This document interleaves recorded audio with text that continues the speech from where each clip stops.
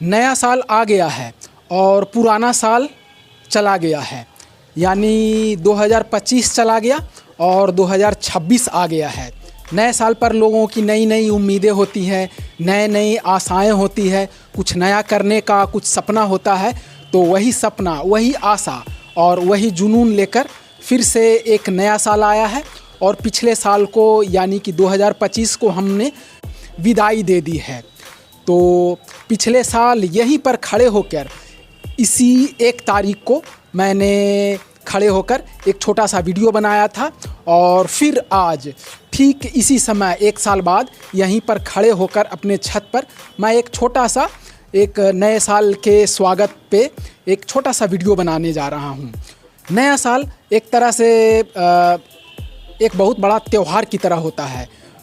यह एक अंतर्राष्ट्रीय त्यौहार की तरह होता है। अगर छठ की बात करें, दिवाली की बात करें या दशहरा की बात करें या किसी और भी पूजा की बात करें, किसी और फेस्टिवल की बात करें, तो वो एक क्षेत्र का त्यौहार होता है। बहुत से बहुत किसी राज्य का त्यौहार होगा, बहुत से बहुत किसी देश का त्यौहार होगा। लेकिन ये जो नया साल का आगमन होता है, ये पूरे विश्व का त्यौहार है। पूरा विश्व, पूरी कायनात इसको धूमधाम से मनाती है और नए साल के स्वागत के लिए पूरा आतुर रहती है। पूरी दुनिया आतुर रहती है कि नए साल आए तो उस पर कुछ नया कुछ किया जाए, नए लोगों से मिला जाए और नई बातें की जाए, पुरानी चीज़ों को भुलाया जाए। तो आज नया साल आ गया है और लोग नए लोगों से, पुराने लोगों से, अपने परिचितों से फिर से मिलेंगे, उन्हें शुभाशीष देंगे, उनसे शुभकामनाओं का आदान प्रदान करेंगे, कुछ खाएंगे, पिएंगे, घूमेंगे, टहलेंगे। कुल मिलाकर इस दिन को साल का पहला दिन के रूप में बेहतर मनाने की कोशिश करेंगे। ऐसा माना जाता है कि साल का पहला दिन अगर बेहतर चला जाए तो पूरा साल ही बेहतर जाता है।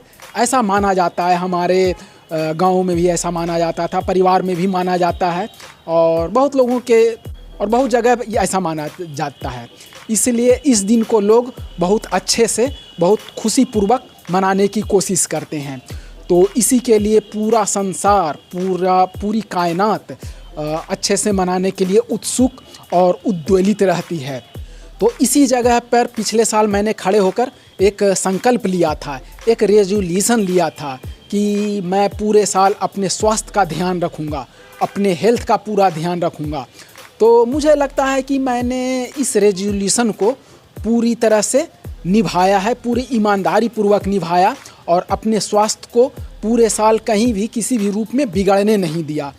तो आज मैं इस साल 1 जनवरी को अगले साल के लिए कोई नया रेजोल्यूशन नहीं लेता हूँ, बल्कि पुराने उसी रेजोल्यूशन को दोबारा आगे कंटिन्यू करने की कोशिश करूँगा।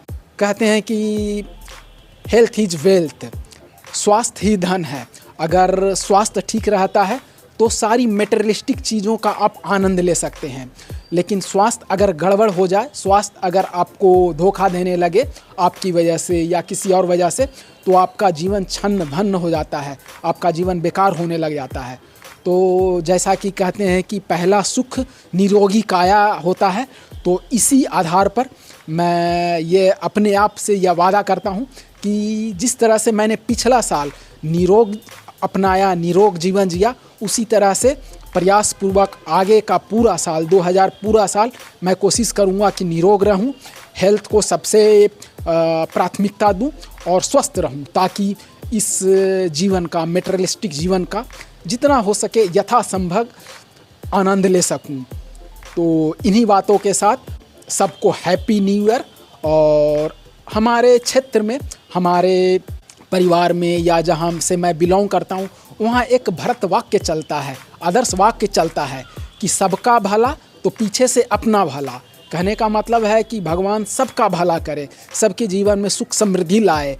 तो जब ये चीज़ हो जाए तो भगवान की सुदृष्टि मुझ पर भी थोड़ी सी हो जाए, मेरा भी जीवन थोड़ा सा भला हो जाए। तो उसी वाक्य को मैं दोहराकर इस साल की शुरुआत करता हूँ कि सबका भला तो पीछे से अपना भी भला।